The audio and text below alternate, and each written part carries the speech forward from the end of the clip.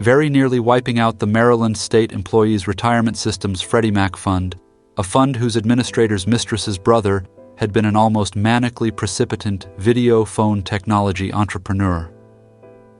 But so why the abrupt consumer retreat back to good old voice-only telephoning? The answer, in a kind of trivalent nutshell, is 1. Emotional stress, 2. Physical vanity, 3. A certain queer kind of self-obliterating logic in the microeconomics of consumer high-tech. FL. It turned out that there was something terribly stressful about visual telephone interfaces that hadn't been stressful at all about voice-only interfaces. Videophone consumers seemed suddenly to realize that they'd been subject to an insidious but wholly marvelous delusion about conventional voice-only telephony. They'd never noticed it before, the delusion. It's like it was so emotionally complex that it could be countenanced only in the context of its loss. Good old traditional audio-only phone conversations allowed you to presume that the person on the other end was paying complete attention to you, while also permitting you not to have to pay anything even close to complete attention to her.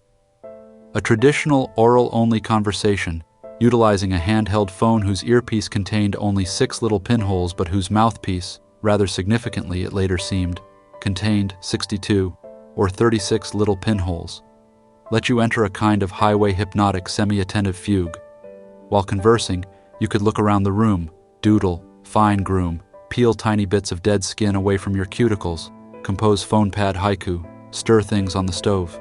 You could even carry on a whole separate additional sign language and exaggerated facial expression type of conversation with people right there in the room with you, all while seeming to be right there attending closely to the voice on the phone.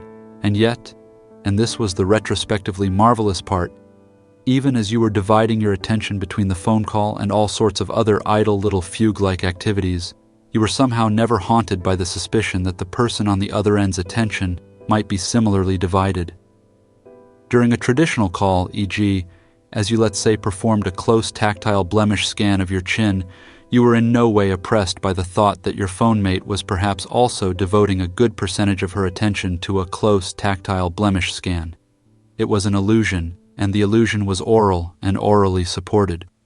The phone line's other end's voice was dense, tightly compressed, and vectored right into your ear, enabling you to imagine that the voice's owner's attention was similarly compressed and focused, even though your own attention was not, was the thing. This bilateral illusion of unilateral attention was almost infantilely gratifying from an emotional standpoint. You got to believe you were receiving somebody's complete attention without having to return it. Regarded with the objectivity of hindsight, the illusion appears a rational, almost literally fantastic. It would be like being able both to lie and to trust other people at the same time.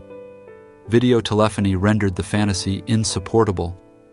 Callers now found they had to compose the same sort of earnest, slightly over-intense listener's expression they had to compose for in-person exchanges. Those callers who out of unconscious habit succumbed to fugue-like doodling or pants crease adjustment now came off looking rude, absent-minded, or childishly self-absorbed. Callers who even more unconsciously blemish-scanned or nostril-explored looked up to find horrified expressions on the video faces at the other end, all of which resulted in videophonic stress. Even worse, of course, was the traumatic expulsion from Eden feeling of looking up from tracing your thumb's outline on the reminder pad or adjusting the old unit's angle of repose in your shorts and actually seeing your videophonic interface idly strip a shoelace of its gumlet as she talked to you, and suddenly realizing your whole infantile fantasy of commanding your partner's attention, while you yourself got to fugue doodle and make little genital adjustments, was diluted and insupportable, and that you were actually commanding not one bit more attention than you were paying here. The whole attention business was monstrously stressful, video callers found, too, and the videophonic stress was even worse if you were at all vain, i.e. if you worried at all about how you looked, as into other people. Which, all kidding aside, who doesn't? Good old oral telephone calls could be fielded without makeup, toupee, surgical prostheses, etc., even without clothes, if that sort of thing rattled your saber. But for the image-conscious, there was of course no such answer, as you are informality about visual video telephone calls, which consumers began to see were less like having the good old phone, ring than having the doorbell ring and having to throw on clothes and attach prostheses and do hair checks in the foyer mirror before answering the door. But the real coffin nail for videophony involved the way callers' faces looked on their TP screen during calls. Not their callers' faces, but their own, when they saw them on video. It was a 3-button affair, after all, to use the TP's cartridge card's video record option to record both pulses in a 2-way visual call and play the call back and see how your face had actually looked to the other person during the call. This sort of appearance check was no more resistible than a mirror, but the experience proved almost universally horrifying. People were horrified at how their own faces appeared on a TP screen. It wasn't just Anchorman's bloat, that well-known impression of extra weight that video inflicts on the face. It was worse. Even with high-end TP's high-def viewer screens, consumers perceived something essentially blurred and moist-looking about their phone faces, a shiny, pallid indefiniteness that struck them as not just unflattering but somehow evasive, furtive, untrustworthy, unlikable. In an early and ominous Interlace GTE focus group survey that was all but ignored in a storm of entrepreneurial sci-fi tech enthusiasm, almost 60% of respondents who received visual access to their own faces during videophonic calls specifically used the terms untrustworthy, unlikable, or hard to like in describing their own visage's appearance, with a phenomenally ominous 71% of senior citizen respondents specifically comparing their video faces to that of Richard Nixon during the Nixon-Kennedy debates of BS 1960. The proposed solution to what the telecommunications industry's psychological consultants termed video physiognomic dysphoria, or VPD, was, of course, the advent of high-definition masking, and in fact it was those entrepreneurs who gravitated toward the production of high-definition videophonic imaging and then outright masks who got in and out of the short-lived videophonic era with their shirts plus solid additional nets.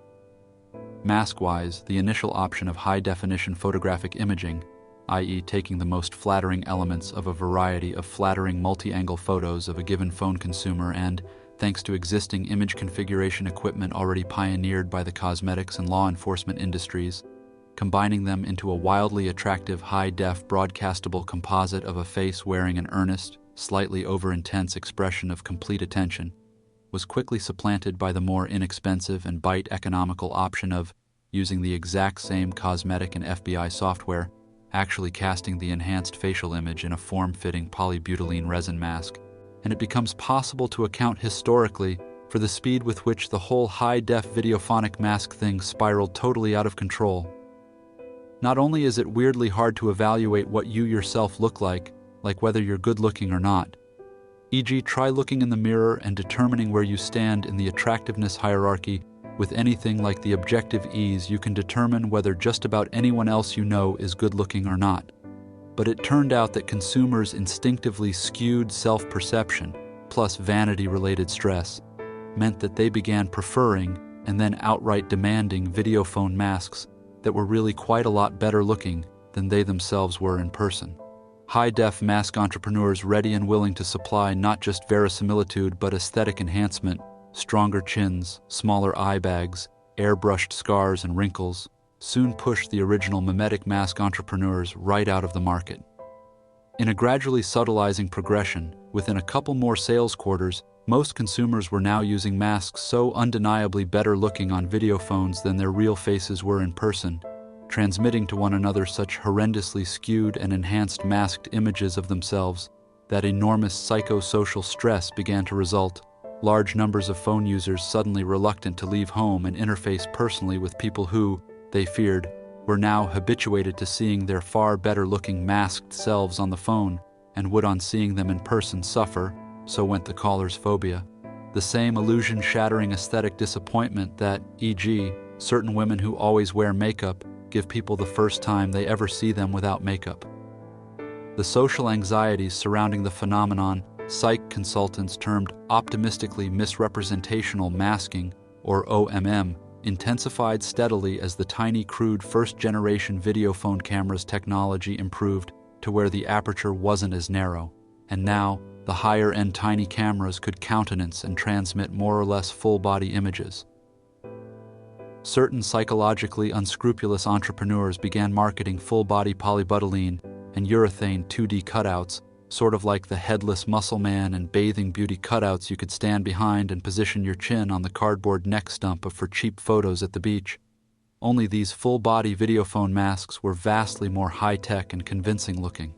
Once you added variable 2D wardrobe, hair and eye color options, various aesthetic enlargements and reductions, etc., costs started to press the envelope of mass-market affordability, even though there was at the same time horrific social pressure to be able to afford the very best possible masked 2D body image, to keep from feeling comparatively hideous looking on the phone.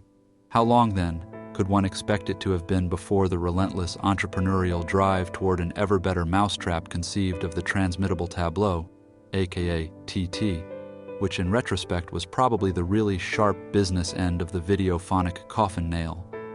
With TTs, facial and bodily masking could now be dispensed with altogether and replaced with the video-transmitted image of what was essentially a heavily doctored still photograph, one of an incredibly fit and attractive and well-turned-out human being, someone who actually resembled you, the caller, only in such limited respects as like race and limb number. The photo's face focused attentively in the direction of the videophonic camera from amid the sumptuous but not ostentatious appointments of the sort of room that best reflected the image of yourself you wanted to transmit, etc. The tableau were simply high-quality transmission-ready photographs, scaled down to diorama-like proportions and fitted with a plastic holder over the videophone camera, not unlike a lens cap. Extremely good-looking but not terrifically successful entertainment celebrities, the same sort who in decades past would have swelled the cast lists of infomercials, found themselves in demand as models for various high-end videophone tableaux. Because they involved simple transmission-ready photography instead of computer imaging and enhancement, the tableau could be mass-produced and commensurately priced, and for a brief time they helped ease the tension between the high cost of enhanced body masking and the monstrous aesthetic pressures videophony exerted on callers, not to mention also providing employment for set designers, photographers, airbrushers, and infomercial-level celebrities hard-pressed by the declining fortunes of broadcast television advertising. 3. But there's some sort of revealing lesson here in the beyond short-term viability curve of advances in consumer technology. The career of videophony conforms neatly to this curve's classically annular shape. First, there's some sort of terrific sci-fi-like advance in consumer tech, like from oral to videophoning, which advance always, however, has certain unforeseen disadvantages for the consumer. And then, but the market niches created by those disadvantages, like people's stressfully vain repulsion at their own videophonic appearance, are ingeniously filled via sheer entrepreneurial verve. And yet the very advantages of these ingenious disadvantage compensations seem all too often to undercut the original high-tech advance, resulting in consumer recidivism and curve closure and massive shirt loss for precipitant investors. In the present case, the stress and vanity compensation's own evolution saw video callers rejecting first their own faces, and then even their own heavily masked and enhanced physical likenesses, and finally covering the video cameras altogether and transmitting attractively stylized static tableau to one another's TPs. And behind these lens cap dioramas and transmitted tableau, callers of course found that they were once again stresslessly invisible, unvainly makeup and toupee-less, and baggy-eyed behind their celebrity dioramas, once again free, since once again unseen, to doodle, blemish scan, manicure, crease check, while on their screen, the attractive, intensely attentive face of the well-appointed celebrity on the other end's tableau reassured them that they were the objects of a concentrated attention they themselves didn't have to exert. And of course, but these advantages were nothing other than the once lost and now appreciated advantages of good old Bell-era blind oral-only telephoning with its 6 and 62 pinholes. The only difference was that now these expensive, silly, unreal stylized tableaux were being transmitted between TPs on high-priced video fiber lines. How much time after this realization sank in and spread among consumers, mostly via phone, interestingly, would any microeconometrist expect to need to pass before high-tech visual videophony was mostly abandoned? Then, a return to good old telephoning not only dictated by common consumer sense, but actually, after a while, culturally approved as a kind of chic integrity, not Ludditism, but a kind of retrograde transcendence of sci-fi-ish high-tech for its own sake, a transcendence of the vanity and the slavery to high-tech fashion that people view as so unattractive in one another. In other words, a return to oral-only telephony became, at the closed curve's end, a kind of status symbol of anti-vanity, such that only callers utterly lacking in self-awareness continued to use videophony and tableau, to say nothing of masks. And these tacky facsimile-using people became ironic cultural symbols of tacky, vain slavery to corporate PR and high-tech novelty, became the subsidized era's tacky equivalents of people with leisure suits, black velvet paintings, sweater vests for their poodles, electric zirconium jewelry, no-coat lingua scrapers, and Most communications consumers put their tableau dioramas at the back of a knick-knack shelf and covered their cameras with standard black lens caps, and now use their phone consoles' little mask hooks to hang these new little plasticine address and phone diaries, specially made with a little receptacle at the top of the binding for convenient hanging from former mask hooks. Even then, of course, the bulk of U.S. consumers remained verifiably reluctant to leave home and teleputer and to interface personally, though this phenomenon's endurance can't be attributed to the videophony fad per se. And anyway, the new panagoraphobia served to open huge new entrepreneurial teleputerized markets for home shopping and delivery, and didn't cause much industry concern.